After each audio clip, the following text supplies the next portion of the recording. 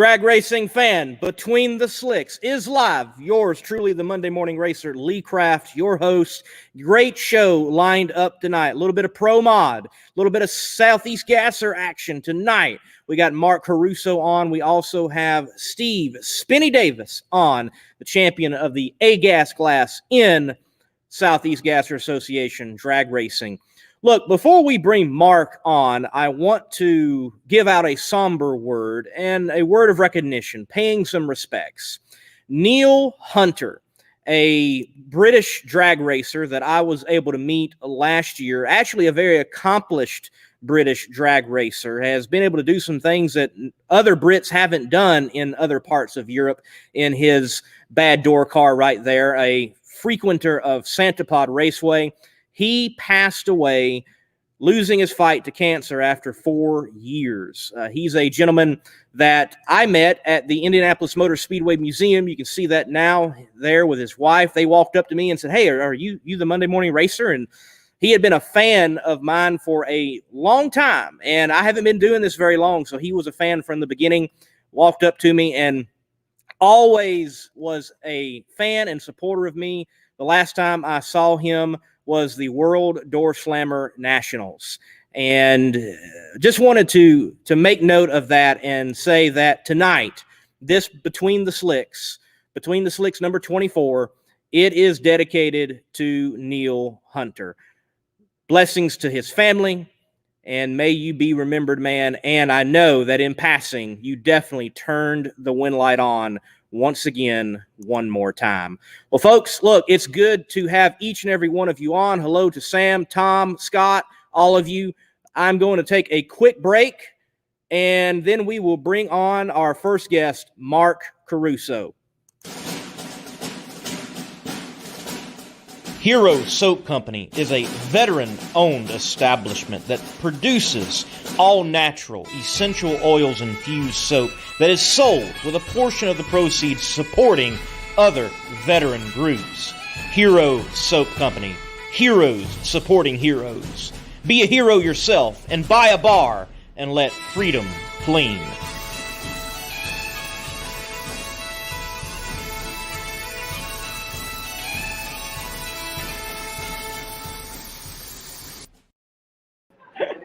All right, folks, our first guest tonight, Marc Caruso. Mark, report to us. Where are you from right now, man? I'm in Bradenton, Florida, and we're at the Acapulco restaurant right down the street from the racetrack. We're out here celebrating because Hank and some other guy that helps Hank out, I forget his name. Oh, Lee White, that's it, Lee White. They did a great job the last couple of days testing with Tommy over there. And so I had to take him out to dinner tonight. I couldn't let him eat out of a pizza box 2 nights in a row.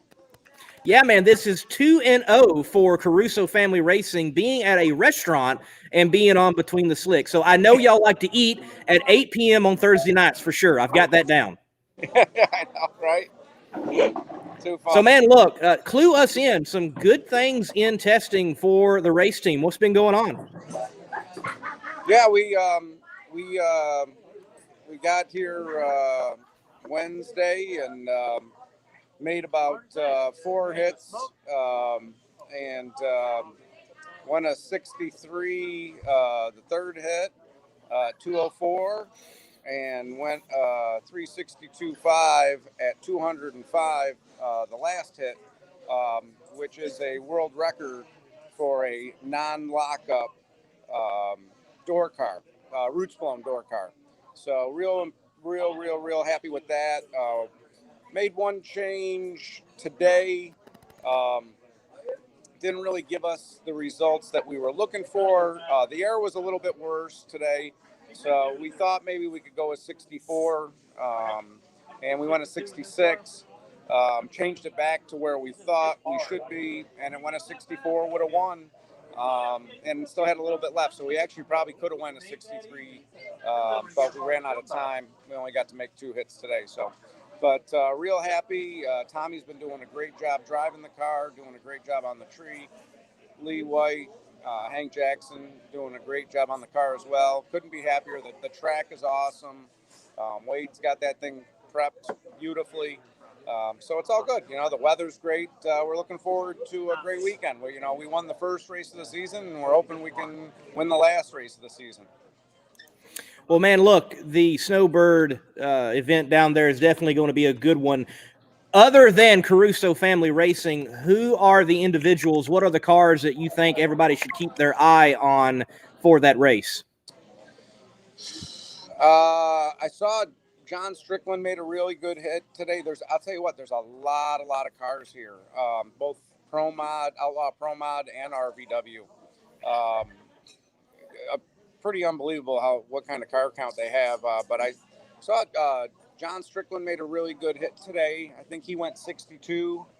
Trying to think who else made some good licks today. Halsey, I didn't see that one. What did he go? 62.209. Halsey went 62.209. Chris Thorne made a real good lick, 219 miles per hour. I think that was a 64. 65 at 219. But Jay Cox is down here. Ricky Smith is down here. Kurt Stedding went 67.207. That's a 5-speed with a lockup, and I think they even got a screw blower on that thing too. So So there's it's gonna be a dogfight. I can tell you that right now.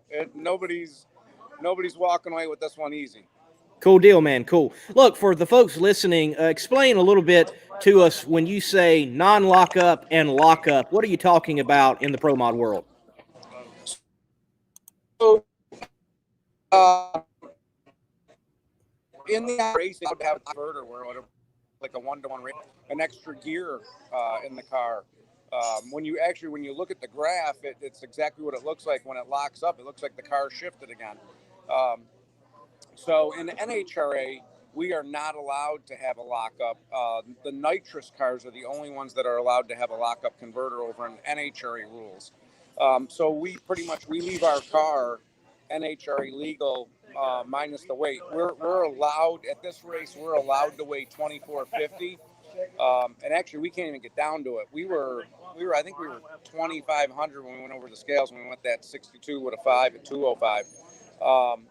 So the lockup converters allow the car to go 1-to-1, but they're tough on parts. Number one. Number two, a lot of these guys that are running these lockup converters are also running Liberty 5-speeds, where we're just a 3-speed automatic, non-lockup. So for Lee White to be, putting those numbers up on the scoreboard the way that he does is really impressive. And I know a lot of people, the average person doesn't know. They just see a Pro Mod car as a Pro Mod car as a Pro Mod car, but that's really not the case, especially in this outlaw stuff. You're allowed to run a screw blower. We're a roots blower. You're allowed to run a 5-speed. We're a 3-speed. You're allowed to run a lockup. We're non-lockup. So that to me is extremely, extremely impressive. And anybody that really knows their stuff about these outlaw Pro Mod cars would agree that it is very impressive to do it with a 3-speed non-lockup. All right, man. Well, folks, thank you all for watching. Kyle, Roger, Dale, and Dale's got a question for you, Mark. He's asking the Rodfather name. Where did you come up with it? How did you come up with it? What eureka moment was it, man? So the Rodfather name came from back in the old IHRA days. I started when I first started following IHRA and national events, I ran in a category called Hot Rod. I forget exactly who started calling me at first, but it kind of just stuck, and that's where it comes from. Back in 1999, I think it was, when I first started running IHRA Hot Rod. And I ran Hot Rod for quite a few years, actually, up until 06, and then I started running some NHRA stuff, 07, and that was called Super Street at that time. Well, it's still called Super Street, but the 1090 index category is what it was, and that's where the name came from when it was called Hot Rod in IHRA. Them good old IHRA days. Yes. Yes. Well, so Colton Jordan chimes in. He's like, "What's up, my friends? Weird to see you being interviewed, Mark." So what he's alluding to is that you and your daughter have been doing a show since the lockdown. So I've got to ask, has it gone as long as you thought it would? Has it gone longer than you thought it would? How has it been being a host of a show, man? It's gone way longer than I ever thought it would. One of the things when Camry and I first came up with that idea, we just wanted to keep our marketing partners happy, and make them feel like they were still getting their money's worth and we were still promoting them, even though we couldn't be at the racetrack.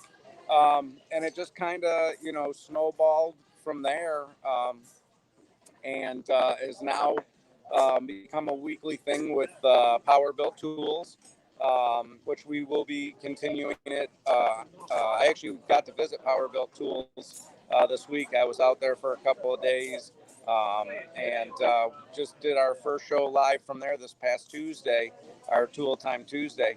But yeah, we're gonna continue it as long as we can, and as long as there's people still watching, we'll still do it. Well, I enjoy it. I watch, definitely try to share, and I'm doing what I'm doing right now with really some inspiration from what you and your daughter were doing, and Wes Buck telling everybody, go live, and it's worked out to me have the success with this show, and now hosting Competition Plus Power Hour on Tuesday nights at 9 p.m. So it's been a cool deal. Y'all started something, and you got the ball rolling, and I appreciate that, definitely. Well, man, look, 2020 has been a wild year, I think, for your team, for your family. But I think if you just hone in personally on you, it's been a crazy year. So, Absolutely. what has been the highest high, and what so far has been the lowest low for you in 2020? So I'd say the high of the high was, we got the car put back together after my wreck in Bristol, and I still wasn't cleared by my doctor yet.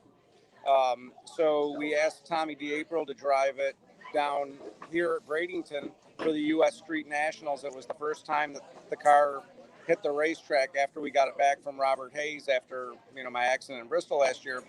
And again, Lee and Hank and the guys did a great job, phenomenal job. I believe we qualified either number 2 or 3, and ended up going to the finals against Lizzie Musey. And Tommy had to pedal it just a tad in the final, and she snuck by us by 4th out at the finish line. So, to come away from that race, qualified in the top half of the field, and then to make it to the final, was pretty awesome. After how bad that car was, and then to leave there and go to Orlando for Wes Buck's Drag Illustrated World Door Slammers race with Alex Laughlin driving the car. And again, I believe we qualified number 3, and then went on and got to win the race against Todd Tutterow. So the beginning of the season was absolutely awesome. The low of the lows was when about the 3rd race in of me driving the car at Darlington, unfortunately smacked the wall, and the car ended up back at Robert Hayes, and Robert put Humpty Dumpty back together again, and so that was probably the low of the lows, but it's back together again. It's running good, and we'll see what we can do if we can't make one more high before this 2020 is over. Definitely. It can definitely happen again. Sam Smith, he mentions here, walked into 2020 feeling cute and won 50,000. Mark John. There you go, man. Say it again. I'm sorry, I didn't hear it. So Sam chimed in. Sam Smith, you walked into 2020 feeling cute and won $50,000. Apparently, you said that at one time. Yeah, we were on Sunday. The car was running really good, and I felt fairly confident in Lee's ability as well as Alex's ability, and I was on the starting line, and Sam was standing over there with us, and I think I said it to JT. Is who I said it to. I said, I'm feeling kind of cute today. Mike just won 50 G's, and that's how the day ended. Definitely so. That's a wonderful high. Not done yet. Might get it done there at the Snowbirds. Now, this is something I really wanted to get to tonight and talk to you about. How challenging has it been to see your daughter in a door car? That's not challenging at all. Actually, I'm really happy about it. It's just the Pro Mod car I don't want to see her in. But you never know. Time will tell. I'm excited about this Mountain Motor Pro Stock thing. I think it's going to be really good for her. Not that I wasn't behind her in the top alcohol dragster thing, but there's a lot of females involved in that. She was just another female in there. But with this Mountain Motor Pro Stock thing, I think it's a great opportunity not only for her, but I think it's a great opportunity for some marketing people that are really looking to do something, get on something on the ground floor. And that's what this is. There's never been a female Mountain Motor Pro Stock driver before. So it's going to be a first. And Camry's come up through the NHRA and IHRA Junior Dragster League. So there's that story there, that you too can drive a junior dragster and hopefully someday end up in a pro stock car, so and the Mountain Motor Pro Stock cars are faster than the 500 cubic inch, so maybe it is a good stepping stone for her to, don't tell her I said this, but maybe someday to get in that Pro Mod car. Oh, wow. I hope she doesn't hear this. Oh, my goodness. She's on an airplane right now, so I think I'm safe. Right. Because she will definitely be like, well, I don't have to take any other steps after the Mountain Motor Pro Stock car. I just step right to it after one race. I'm good, Dad. Let's get in the Pro Mod. Yeah. So we'll see. We'll see how well she does with that. It's a step in the right direction. And if she handles herself well in that, then yeah, I mean, I would be more apt to that than her just getting right into the Pro Mod. They're a handful. They're animals. And in a split second, things can go horribly, horribly wrong. And not that they can't, in a Mountain Motor Pro Stock car or an alcohol dragster or anything. We've seen everybody. Unfortunately have a bad day in every one of these cars that us drag racers drive. So, but the more laps you make, the more comfortable you are, and the better you are to handle a situation when you get into one that could be hairy. Well, Mark, I'm going to bring up this comment from Camry Caruso that says, I'm here. So she just heard it all. God. Sorry, man. She's watching from the airplane. You're busted. You're busted. Oh, my. What are the chances of that? Yes, what are the chances of that? What are the chances? All right. Well, we're going to take a quick break, Mark, and come right back to you with some questions, one in particular from Kyle Lang himself. From the beginning, you learn the value of the right tool for the right job. You learn to appreciate innovation, precision, durability, workmanship, and the reliability of the people who stand behind the products they make. Because in the end, the quality of the job relies on the quality of the tools.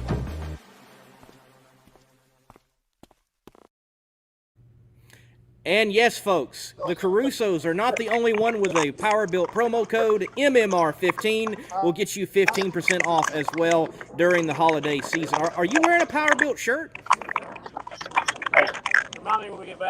I'll tell you what, Power Built is a great brand. Some of the proprietary stuff, we focused this on our show Tuesday. The proprietary stuff that they have is amazing, unbelievable. Nobody else has it. I'll tell you that they're a great bunch of their Hector, one of their engineers, Eric and Hector. I got to sit in Hector's office the other day while he had something on the 3D printer.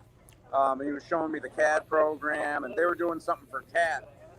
because they do stuff for Cat, they do stuff for Ingersoll Rand,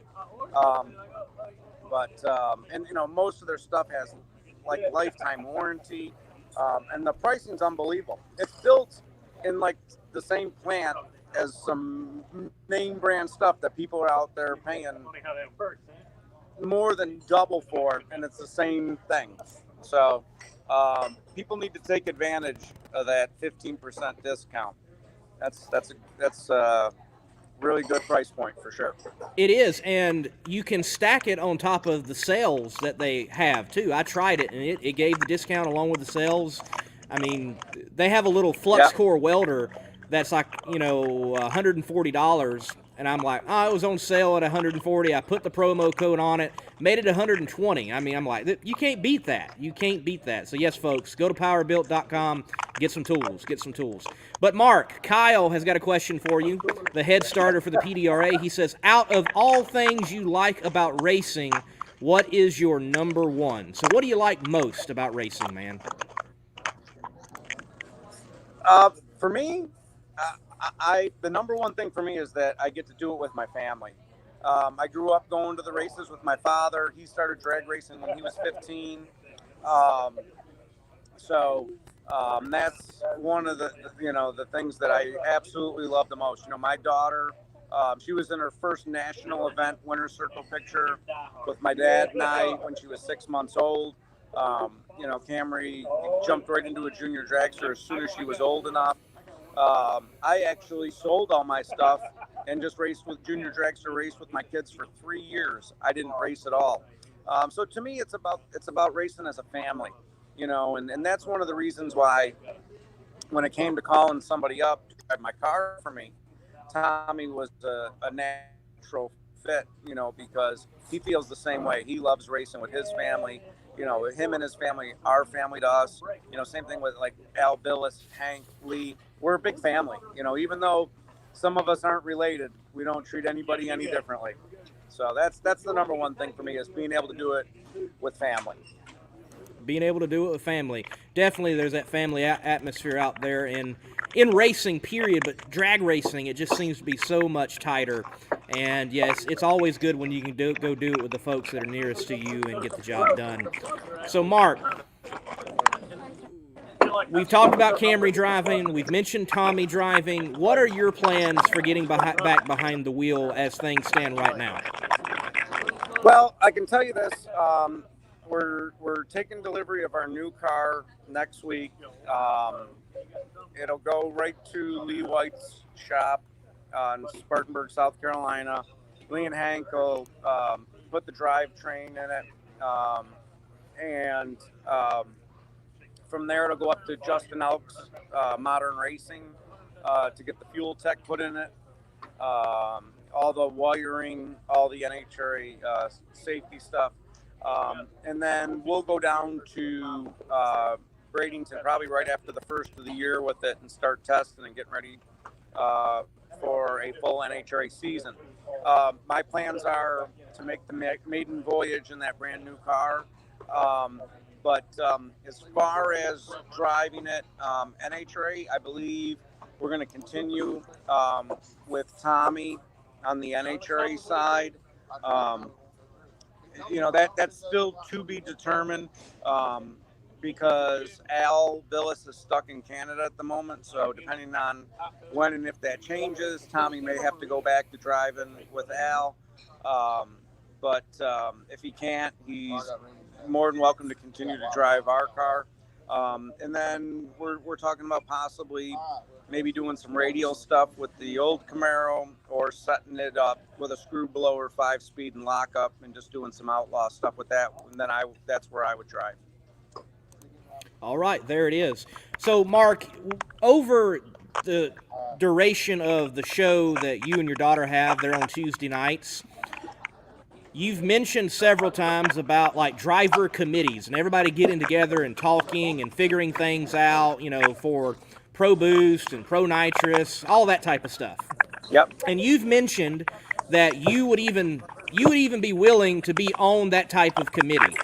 Well, look, man, I think you ought to head up the party committee. So look, if you were in charge of a party committee for drag racing, what would the parties include? What would my party look like? Yes. I don't know if we can say that on this show. Is this a family show? Well, you know there'd be Tito's there, and you know there'd be some Fireball and some Screwball, and got to have a DJ. So, you know, I promise you, it'd probably be one of the best parties anybody's ever been to. Well, man, we definitely need to talk to Wes Buck and make sure you're in charge of things for the World Door Slammer Nationals 2 and the party down there. That needs to happen. Yeah, absolutely. I'm going to walk away from the table because the food just came, and now everybody's getting loud and rowdy, speaking of parties. Oh, man, well, look, since the food just came, because I saw the steam coming off those fajitas, we will let you go here very, very soon. Thank you for your time, Mark. Look, tell everybody where they can find Caruso Family Racing and your show as well.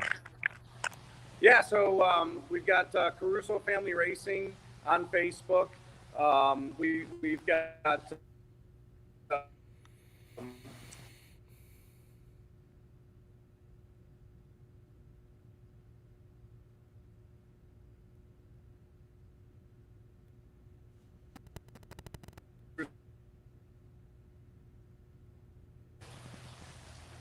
all right, sorry about that. I got too far away from the Wi-Fi. I'm on Instagram as mcaruso132. Camry's on Instagram as cc Caruso, I believe, 132 as well. But yeah, we're on all the social media, and you know, if you're not following us already, come on over and give us a follow. Appreciate you, Lee. You know, love your show and love what you're doing for drag racing. Well, man, look, thank you for the encouragement. Y'all have always been willing to help, and I appreciate that. Thank you for being on the show. Been wanting to have you for a while, and I think this one fit just right. Go enjoy some Mexican. All right, Lee. Thank you so much. We'll talk Thank to you, soon. man. Hopefully we'll be talking next week about the win. Yes, sir. Yes, sir. See you, my friend. Well, folks, there is Mark Caruso, and if it works out, we might have the second portion, Camry Caruso, next week. I'm also working on, I'll announce it here, having Cruz Petragon. We'll see if that works out for next week as well. Let me say hello to a few folks. The OG Flash Dunk Racing. What's up, Monday Morning Racer? I'm doing great, man. What's up to you? And then Johnny Placino. Hey, I'm sure he was saying that to Mark. He saw it, I'm sure. Johnny, hey to you. And Johnny Placino, what great things in 2020 they were able to accomplish, and I'm sure 2021 is going to be a stellar year again for them. Well, folks, look, after this next break, the next guest that we will have on is Steve Spinny Davis, the AGAS champion of the Southeast Gasser Association. FuelInjectorServices.com. It's essential that your fuel injectors perform at their peak, whether you're in your daily driver or high horsepower race machine, for you to get the most out of your vehicle. At FuelInjectorServices.com, we maintain precision fuel injectors with cleaning and flow testing, as well as providing the sale of genuine brand name injectors. It can all be done at FuelInjectorServices.com, the home of Flowzilla, one of the largest injector test benches in the country. Check out FuelInjectorServices.com. Veteran-owned, racer-tested, aerospace refined. All right, folks, the champ is here. Steve Davis, how are you doing tonight, sir? Doing good, Lee. Thank you very much for having me on the show. Man, it is great to have you. I'm glad that you're on. Love talking to you Southeast Gasser guys. And, man, what a beautiful tree back there. Happy holidays. Yes, sir, it is. My internet kind of sucks at the house, so we come over to my daughter's house tonight to do this show. She's always got a beautiful tree, so they put me right here where you can see it flashing. If the TV's on behind me, it's got a little robot action up there. So we got it all going on. Awesome, man. Awesome. It is good to have you talking. Folks, we're talking to the AGAS champion, the Southeast Gasser Association. First, I've got to start off so that everybody can learn and know. Spinny, Dude, how did you get that nickname, that moniker, over your time on this earth? Well, there's two sides to the story. I'm going to tell you my version first. Back when we raced six-cylinder round track, there was a guy that built motors for Earnhardt named Spinny McClellan. Well, I had another guy building my motor at the time, and he quit. So I decided, well, I'm going to go ahead and start building these motors. Well, I built a couple, and I started winning some races. So I told my guys, I said, I'm going to be as good as that Spinny guy one day. So they started calling me Spinny, just messing with me. Well, that's my side. I'm going to stick with it. But I got a couple nephews who are grown men now, and they say it's because I spun out a lot on the round track. But anyway, I like my side better. I kind of wondered with your background if it might have had something to do with spinning out. But yes, your side definitely does sound a lot better. Look, before we do dive in on the championship and Southeast Gasser Association drag racing, let's talk about that. You've got a background in circle track racing. So where were you racing? What classes were you in? Saw some beautiful race cars that you did have at one time. Well, actually, Lee, we started racing round track in 1979. That's a long time ago, and we've raced at Lancaster Speedway. I consider Lancaster Dirt Track as my home dirt track town. It's only probably like 25 miles from my house. We've raced there. We raced Metrolina. You may have heard Dale Earnhardt talk about Metrolina, back in his days. We ended up winning the point championship up there in 94, 95, and 96 in the street stock division. So we were beatable, but we had great years right then. Then we raced up until 2010, 2011. Then we decided we was going to do a little asphalt racing. So we then went to Hickory, went down to Dillon Speedway, had a good time doing that. So we decided, well, we had enough of this. We're going to go back to dirt. So we went back to dirt and had a little Camaro, running the vintage class. I actually won the last race I raced at Lancaster Speedway in the vintage class, a little blue number 71 Camaro, that Saturday night. Well, the next Friday night, we decided to take this thing up to a little Shriner deal up there at Shelby Fairgrounds. Went up there, and I destroyed the car. So that was the end of my dirt track career. Then we built a little Chevelle, thanks to Michael Klein. And we got a little Chevelle, built it, and run a few more races. Then I decided, hey, this is enough. I'm gonna give it up. I made one trip. I went down to Union, South Carolina, to Steel in Motion, just to look at the old cars because they said it was beautiful. My cousin Rick Davis said, come on down and join this up. So we went down there and watched that. And before it was over with, oh, my goodness, Quain's guys were down there. I fell in love with it. So within 3 weeks' time, we had a 56 Chevrolet building that thing. Me and my guys, they're all sitting around me watching me here, but we all built that thing, and we started racing the latter part of 2017, and it's been on ever since. Well, man, look, along with everybody else in the comments, plenty are chiming in and saying congratulations on your championship this year. A few of your fellow competitors like Leslie Horn, Sam Gamble, they're like, we want to be you when we grow up. So you've got some people looking up to you and what you've been able to accomplish. Look, we're going to dive in on drag racing, but I love all forms of motorsport, so I've got to ask, while I've got you on, asphalt to dirt, what were the challenges, and what did you like most racing on? Well, I love the dirt, and I still do. I still watch it. I still keep up with my friends. I got a lot of friends in both sides, but the dirt was a challenge that if you can drive on ice, you can drive on dirt. And that was about the way I put things. Well, when I went to asphalt, didn't know squat. And, man, I'm sitting there wanting to throw that thing in the corners like that, and I found out right quick you don't do that. So I had a real good name at Hickory Speedway for a good while there, but I finally got used to it, and we actually won the second to the last race of the year at Hickory Speedway that year, and that was worth it all right then. So as far as which one I liked them both. I got friends on both sides, so I'm going to take the fifth right there. Well, Gabriel Burrell has chimed in and said, congrats, old man. I mean, man, no respect out there. No respect, but he actually, me and him has gone and started this thing. He's got a couple more years experience than I do, but on this Southeast Gasser Association, but I beat him to win in the first race. He can't deny that, and I won the first two, then he won 3 in a row. Then I come back and tied him the last race. So we're dead even at 3 apiece. So he can't say nothing about no old man. Well, look, before getting into the Southeast Gasser Association and doing drag racing there with the 56 that you mentioned, was there drag racing in your background at all, or is this the first time? This is the first time. Actually, I think Stephen Smith put a little 2017 video that leaves from my daughter's house to my house the day, put that on there. That was the first time I'd ever driven a drag car. So that was 3 years ago. And someone says, why didn't I go in third gear? Well, they don't understand. There's a stop sign. I had to quit.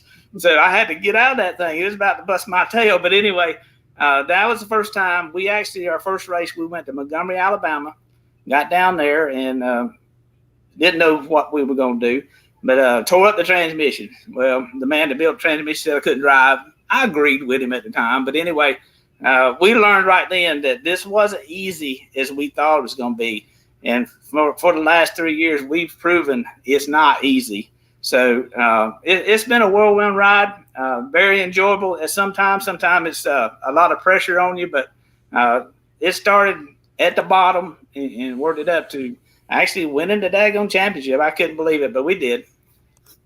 Got it done. Well, look, the chief, Quayne Stott, says not many people can say they have won races in many different types of auto racing. You can say that, asphalt, dirt, and now drag racing, and probably, honestly, one of the most challenging forms of drag racing that's out there right now with what Southeast Gasser Association is doing. I got to ask, when are you going to drag race on dirt and get a win there? I don't know if I could do that or not, but I wouldn't be beyond the challenge. I'd like to try it one time. It'd be pretty cool, but we don't have any of those around here. They do have some four-wheel drive stuff that they do around here, but that would be cool to do. Yes, definitely in the Southeast, the sand drags, dirt drags are rare. Yeah. They're around in a few spots, but it is rare, just like tractor pulling, sadly. Oh, well. Right. Look, let's dive in particular on your win down there at Emerald Coast. I mean, when you came in, you were third in points, and as I recall, no one was really mentioning your name to come away with the championship, and yet here you are on Between the Slicks live as the A-Gas champion. So talk to me about your journey down there to Florida and coming away with a championship trophy. It's ironic that you say that because I thought about that a lot today, trying to figure out how I was going to say this, but when we went to our first race, we actually raced 9 races this year. When we went to our first race, I finished runner-up with Kenneth Phillips in the Silver Street car. Well, the next race, we went to Mooresville. Well, he had trouble, and I took the lead. Well, I actually led from the second race all the way to Shelby, which was the 8th race of the year. I had a 5-point lead going into that race. Then I got put out the second round, and Kenneth and Gabe had a great show. They made it all the way to the finals. Gabe ended up winning. Well, that put them tied for the lead, put me 5 points behind them. Well, the way the points work in Southeast Gassers is the first one that gets that number, if you're tied, wins the event or wins the championship. So we went on down to Florida. There was no pressure on me at all. No one even talked about it, but I was going to have to win all of it. So when we got there, I told the crew, we got together. I said, look, there's no pressure on me. It's all on them. And sure enough, it worked out that way. I don't want to tell them all my secrets, but that's what happened. But we got out there, first round of qualifying, qualified 4th, which was very good, very respectable. So the second time I switched lanes, and I was going to give it a fit. I stomped that thing and did good on the very start, but second to third, it bounced over and hit the wall. Well, I'm an old dirt track racer. I just keep the thing to the floor. Then I realized, well, hey, this is qualifying. So something told me to quit. So I think that was a blessing in disguise because when we got back to the pits, we changed and put the other set of tires and wheels on there. And when we did that, those tires worked a lot better. So we started mowing them down, got a little bit lucky, got a little bit good, and ended up beating Kenneth in the very first round, which put me tied for him, but he still had the lead over me because he got there first. Then Gabe got beat, Todd Blackwell. Well, I was thinking, man, this is pretty good. But I said, I got to race Todd Blackwell. So anyway, we raced. I just barely beat him on the top end. So it worked out pretty good. So Mitch Stott was standing down at the other end. And I think I bear hugged him pretty hard. So that was the highlight of my racing career. Ended up knowing we won the championship. Then we had to race Leslie in the Chick Magnet. And be honest with you, I didn't really care if I won the race or not because I just won the world championship. But just so happened that Chick Magnet, he didn't know that. So he got a little bit of head start and red lighted. So I ended up winning the race also. So it worked out real good on my side. But for us to come from 10 points back to win the thing from 10 points ahead, I can't say nothing bad about that. That's the way to do it. Win the championship, win the race, walk away. Hey, I am the baddest man in the Southeast Gassers for 2020. There you go. I never said it like that, but that sure sounded good. There you go. Well, look, man, you mentioned a 56. Talk to me about this ride that you're in right now. How long have you had it? What's the characteristics like driving it? Anything that you're going to be doing over the off season in it other than taking out the shift light if you happen to have one, as Quayne mentioned on Power Hour? Let me tell you about that shift light before we go much further. They put one in my car, and I never saw it. I don't pay no attention to no lights. I drive by the seat of my pants. Now, once in a while, I got a brown streak in my pants. Don't get me wrong, but I drive by the seat of my pants, so I could care less about that shift light. But we built this car at the end of 2018 from ground up. As a matter of fact, we got our medal when we were at the race at Mooresville, North Carolina. We went right across the street there, Stock Car Steel, and got our medal to build the chassis and the roll cage. Did it on the concrete floor, just like you would do in the 60s, and come back, build a pretty good car, build a real good, decent motor, and we started racing this car in 2019. Ended up finishing fourth, I believe it was, in the points, and had a good time with it. Well, I seen that we just needed just a little bit more, so I got Steve Norwood Performance. He worked with One Way Technology up there in Indiana, and they built me one heck of a motor. And the little small block will really go. It is fast. And I knew from the very first practice down here locally at our Pageland, South Carolina drag strip, we had something to compete. I just didn't want to tell everybody our secrets. But that car is it's been a beast at some time, but it's been great at some time. Right now, our plans are for this coming year, we're going to run a limited schedule, mostly more of the local events right here because, hey, look, I won the world championship. I don't know if I can get any better than that. And I'm looking to retire at work a couple more years. So we're going to just run some local events, same car, upgrade just a little bit, do a little bit here and there. So when we're there, we're going to have a blast. And we're going to give them what we got. That's all we can do. But that's what our plans are for this coming year. Well, look, man, your entourage, as it's been explained, definitely is there at the races and shows up. And so talk to me about the whole gang that comes along and supports you and apparently takes up 20 parking spots. Yeah, thank goodness Quayne and Rich kind of stick us together. If at minimum we have 3 RVs show up at every race, then sometimes we have 7. So sometimes 25 people. But most of the times when we go and then we hang around with the Youngblood team in CGAS, we have a dang good crowd, that's for sure. So we just celebrate and we do what we're supposed to do and have a blast doing it. When we get there, it's one of those things that's it's fun.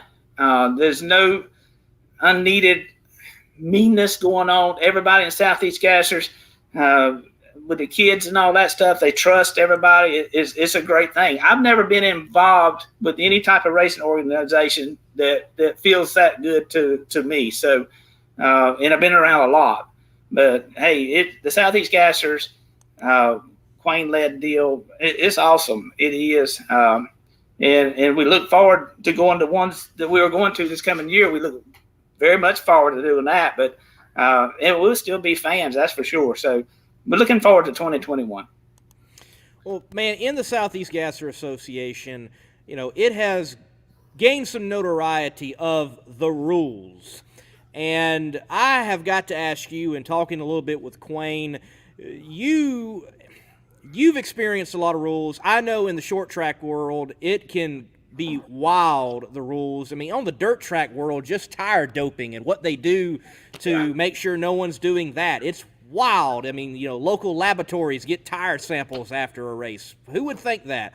So talk to me about the rules of the Southeast Gasser Association, your perspective on them compared to what you've been through. Well, it's pretty simple. He's got the rules laid out, the East Division, then he's got the general rules. And I'm trusting that everybody out there is following them to the T. I know we do, and I thought we did. Then we end up winning the race. Oh my God, they went over that car like a fine-tooth comb. And I'm thinking, well, darn, they might find something I don't even know's there. But anyway, it worked out great. We were legal. Everything was good. Then we won the second race, back to back, matter of fact, and they checked it again. So if you win a race, you're going to get checked. And also, they'll check your fuel, they'll check your heights, they'll check your weight, basically every event we go to. It was a pleasure for me. Back when we had the 56, we were just trying to get fast enough to do that 5.799 just so we had to go across the scales. It would make the ladies' friends here just all excited if I turn left and go to the scales. But now, the cars got faster and he still got that same rule in there. So basically, if they don't see me go to the scale, they say, oh, crap, what's going on? But, man, that was just a blessing to prove to the world that we were legal, heavyweight, heavy enough. It was just awesome. Back in the dirt track days, you could protest someone. You could pull out the $100 bill, 150, whatever it was, and pull the heads off of it right then, check his cubic inches. Well, Quayne P&G's everything right there, checks your bow angle, all that stuff that you didn't think he'd check. He checks it. He's got a good team of technicians, and it would be best for everybody involved not to cheat. And I think everybody's got that same attitude. So you just don't see that in Southeast Gassers. Well, from the circle track side of things, with all the other avenues of racing that are in the Carolinas and in drag racing itself, from bracket racing to bigger door cars, what appealed to you seeing the Southeast Gasser Association to go build a car? What was the appeal? Why do it? Well, I love old cars. I've got a 54 Ford pickup. I love old cars. And when we got down to Union that day, I was looking at old cars. Honestly, that's what we were looking for. I didn't know they were going to drag race. I just thought it was an old car show.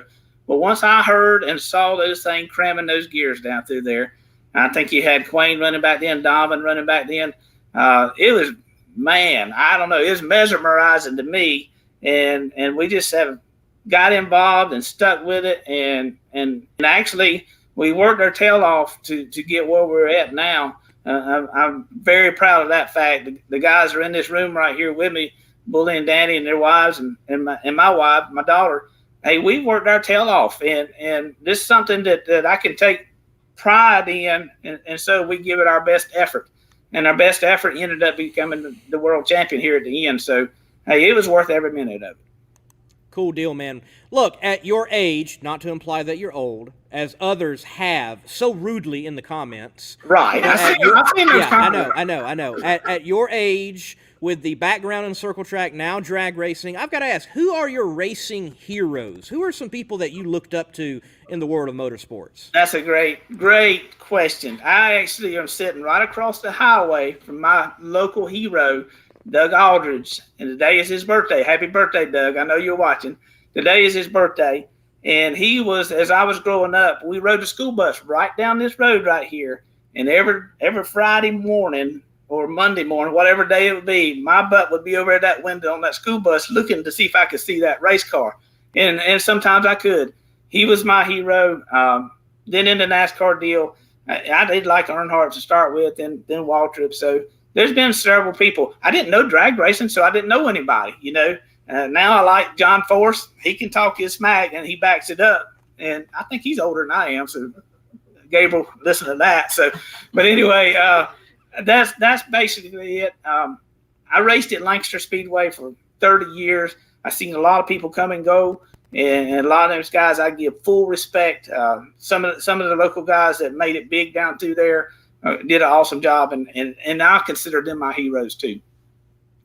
All right, man. Well, look, we're going to be winding this down just a few moments, maybe just a couple more questions. I want to give you opportunity to say thank you to the people you need to say thank you to make 2020 a successful year for you in that great car that you've got in Southeast Gasser Association drag racing. So who do you need to say thank you to, man?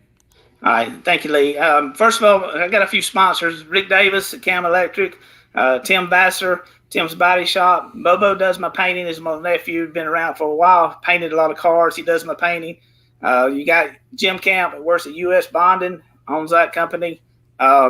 Jerry Collins at CNC Tool. All those guys. Anytime I needed something made, they would do that. Bullies Carburetors. He's been around with me for 20 years now. He's helped me a lot. You got Norwood, Steve Norwood Performance. He has built my motors and a lot of other people's motors. He's done an excellent job with the help of one-way technology. It's been great. We've had flawless, no motor problems at all this year, and a lot of people can't say that. So my crew, Mike Wiles, we call him Bully, Danny and Sherry Preston, my cousin Danny, Sherry Preston, we all got our own little jobs at the racetrack. We all know what we're going to do. We all do it. Then I got my lovely wife, Sharon. Been married to her for a few years. So she's my backup lady. She does a great job. It took me a while to convince her to wear go-go boots and short dresses, but she does. Dude, you just said a few years. You didn't give the exact number. I didn't give a number. You in trouble. You in trouble. Go on. I know. Then my daughter, Stephanie, her husband, Jeff, my grandkids, Madeline, Nick, and Ellison. Hey, these people here, Jerry White, Dana, these people hang with me, or at the racetracks with me, help me do anything in the world, and you can't ask for nothing no better than that. So this local little street right here, it means it's Spinny 2020 right here, baby. Awesome. Well, look, Leslie Horn chimes in and says, "Can I borrow your car since you are not to run the whole season? I need something fast." Tell him I'll let him borrow my transmission. He won't have to worry about it then. All right. Well, look, Steve, I'm going to let you go after this final question, and you can bring a story from anywhere in your racing experience, because I haven't done it in a while, but when I first started the show, there was a segment that was drag racing story time. But look, the best racing story, period, you've got from all your days racing. The best is actually my worst. I said it just a little bit a while ago. I was on Cloud 9 winning a race up there at Lancaster Speedway with a little Camaro. We took pride in that Camaro. Matter of fact, it's sitting on a trailer beside my shop now, wrinkled all to pieces. Then we went up to Shelby, and I was racing the guy pretty hard and hit the wall and flipped it over. My best experience is watching that thing catch on fire and getting my tail out of there. And the love that those people showed to me. I can't get anything no better than that right there. I won a lot of races, and this race we won a couple of weeks ago, it means a lot to me. But getting out of that car, knowing that I could have got hurt or whatever real bad, and the love those people showed me, that means a lot to me right there. Awesome. Well, Quayne wants to remind us all that he said last year he wasn't going to run the whole season. And he's not the only one saying that. Oh, okay. Quayne told me the other night, you better not win the first two because you'll be wanting to go all of them. I said, well, I plan on winning the first two. So. Very cool. Well, Steve, look, I have thoroughly enjoyed it. Great to have you on. Congratulations on your championship, man. Thank you, sir. And all the guys, all my competitors and all that stuff, I appreciate you. They all give me full respect, and vice versa. I did to them too. Maybe next year will be your time, but this year I'm just sitting here gloating about it. I'm going to tell you that now. So, thank you for having me, Lee. Thank you for being on, man. Thank you very much. Have a good night. Thank you, sir. Folks, thank you for watching. Look, let me say this from Destroyer 1320 before you go. Be sure to hit the like button. MMR brings us the best in drag racing. Destroyer 1320, I appreciate that. Folks, let me say this. I have been saying here recently that Between the Slicks, live on Thursday night at 8 p.m., is the most diverse drag racing show that there is. Joe Costello does a great job, but he's talking to the winners and champions of NHRA. There are other podcasts out there. They're talking to particular people in the outlaw world. I will talk from NHRA to Southeast Gassers to Outlaw to PDRA, the sponsors, the drivers, the crew owners, even next week, trying to have Cruz Petragon on, Funny Car, and Camry Caruso, the newest addition to Mountain Motor Pro stock. Folks, if you like tonight, I'm asking you, subscribe to Monday Morning Racer on YouTube and come back Thursday night for another Between the Slicks. Thank you for the support. I hope you enjoyed the show, and definitely looking forward to what else will be on Between the Slicks, but definitely love tonight's episode. Look, we're in the shutdown area, and the chutes have been pulled, and we have got to check out. Thank you. Until next time, God bless, and keep the pedal to the metal.